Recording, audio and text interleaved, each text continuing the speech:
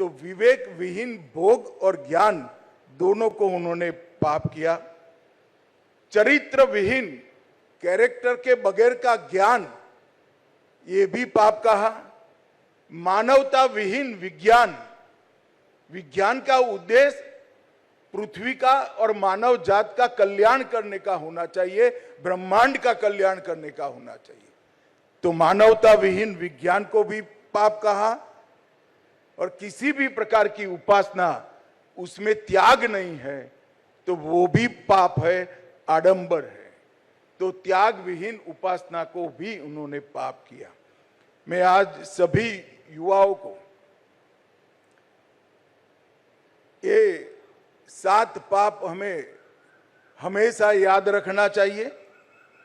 हम कोई इतने बड़े महापुरुष नहीं है कि कभी इसमें से कोई पाप हमसे नहीं होगा, मगर इसका बोध रहेगा तो करते हुए झिझकेंगे जरूर, रुकेंगे जरूर और करेंगे। कभी कभार आपद धर्म में करना पड़ा तो प्रायश्चित भी इसका हम कर ही लेंगे।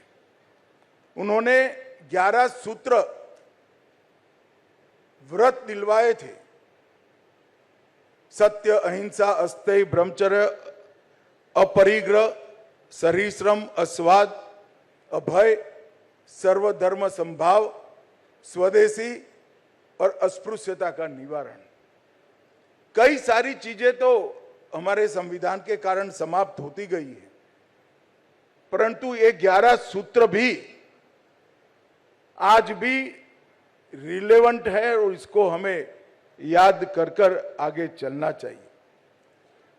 मित्रों, गांधी जी ने धर्मांतरण को, स्वधर्म को, धर्मांतरण को एक प्रकार से पाप बताया था और स्वधर्म के अनुसार जीने की आज आपने प्रतिज्ञा भी करी है। खादी एक विचार नहीं है, एक आर्थिक गतिविधि नहीं है, एक कंसेप्ट है कि मेरे हर जीवन के क्रियाकलापों में मैं मेरे साथी देशवासी की चिंता करूंगा। एक कंसेप्ट को बापू ने आगे बढ़ाया था। मुझे कहते हुए बहुत आनंद है कि 2013-14 में खादी ग्राम उद्योग का टर्नओवर 31,000 करोड़ था। 25-26 में 1,87,000 करोड़ तक खादी का टर्नओवर पहुंचा। गांधी जी ने स्वच्छता का आग्रह रखा। आज घर में देश में एक भी घर ऐसा नहीं है जहां शौचालय नहीं है। मोदी जी ने नई पीढ़ी में स्वच्छता के संस्कार को उनकी शिक्षा के साथ ही जोड़ने का काम किया। स्वभाषा के लिए दुनिया की कोई भी भाषा सीखने में कोई तकलीफ नहीं है, मगर मैं मेरी भाषा में बोलूंगा तो मैं छोटा हो जाऊंगा। इससे बड़ा कोई पाप हो ही नहीं सकता, क्योंकि भाषा ही हमें देश के संस्कार और इतिहास के साथ जोड़ती है और जड़ों के साथ जोड़ती है। अगर जड़ ही कट गई तो बड़े से बड़ा दरख्त भी टिक नहीं सकता था। इसलिए गांधी जी ने स्वभाषा पर भी आग्रह दिया। ग्राम स्वराज, ग्राम समृद्धि और सहकारिता, ये तीनों पर भी बल दिया।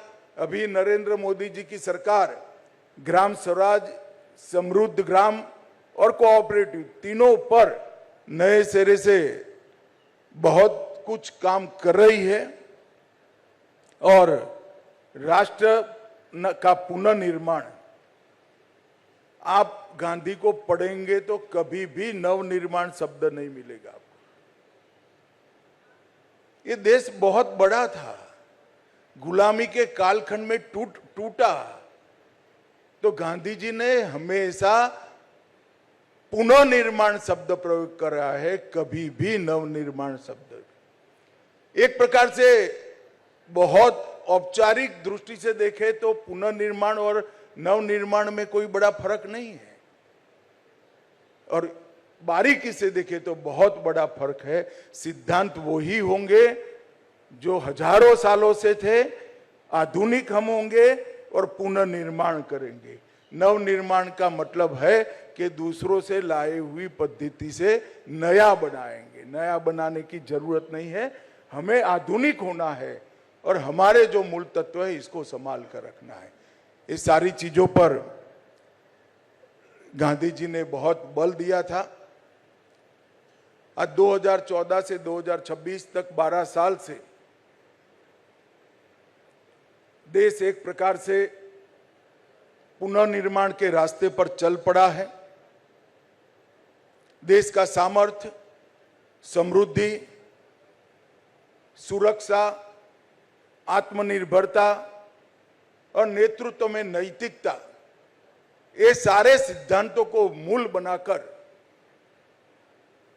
14 से 26 तक नरेंद्र मोदी जी की सरकार ने एक चलने का प्रयास किया है, सफल प्रयास किया है। और जब आजादी के 75 साल हुए, आजादी के 75वां वर्ष मनाया जाता था, तब उन्होंने देश के युवाओं के सामने एक संकल्प रखा। मैं युवाओं के सामने इसलिए कह रहा हूं कि शायद हम सब मंच में बैठे हैं, उसमें से 2047 में बहुत कम लोग होंगे, मगर मेरे सामने जो बैठे हैं, जो विद्यार्थी बैठे हैं, वो सारे 2047 में। आप वो भाग्यवान लोग हो जो देश की आजादी की शताब्दी देखोगे। और उस वक्त देश हर क्षेत्र में विश्व में सर्वप्रथम होना चाहिए। ऐसे भारत की कल्पना लेकर, संकल्पना लेकर देश आगे चल पड़ा है। हम सर्वप्रथम तो होंगे, मगर सिर्फ हमारी चिंता नहीं करेंगे, पूरे ब्रह्मांड की चिंता करेंगे। हम सर्वप्रथम तो होंगे, शक्तिशाली भी होंगे, मगर शक्ति का उपयोग विवेक के साथ करेंगे। हम समृद्ध तो होंगे, मगर हमारी समृद्धि, देश की समृद्धि, देश के हर नागरिक और दुनिया भर के हर पीड़ित के लिए होगी। ये परिकल्पना के साथ नरेंद्र मोदी जी ने 2047 के भारत की कल्पना आज के युवाओं के सामने रखी है। आज आप सब दीक्षा का अंत कर दीक्षांत समारोह के बाद यहां से जा रहे हैं, तब मेरी अनंत अनंत शुभकामनाएं आप लोगों के साथ है। ईश्वर आपको जहां भी आप काम करें बहुत बहुत सफलता दे और गांधी जी के 7 पाप और 11 सूत्रों को आप जीवन भर याद रखकर आपकी प्रगति करिए। ऐसी बहुत बहुत शुभकामनाएं। वंदे मातरम।